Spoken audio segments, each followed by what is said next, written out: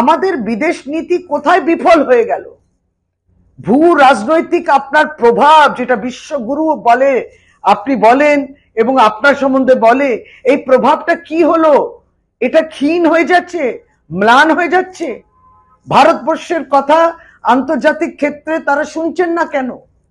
কেন আমরা দেখব যে একটি বড় রাষ্ট্র যেখানে গণতন্ত্র রয়েছে, তারা কিন্তু এই রাষ্ট্র যে আতঙ্কবাদীদের আশ্রয় দেয়, তার সেনা প্রধানের সঙ্গে বসে খাওয়া দাওয়া করছে, এই প্রশ্নটা আপনি তো করবেন। আপনি তো পাঁচ রাষ্ট্রের এই আন্তর্জাতিক ক্ষেত্রে আপনি যে ঘুরবেন, তাদেরকে তো জিজ্ঞেস করবেন যে যেই রাষ্ট্র আতঙ্কবাদীদের সমর্থন করে, সেই রাষ্ট্রকে কেন আমরা ডিপ্লোম্যাটিক আইসোলেশন করছি না, অর্থাৎ আলাদা করে দিচ্ছি, কূটনৈতিক যেটাকে আলাদা করে দিতে হবে, ব্ল্যাকলিস্ট করে দিতে হবে।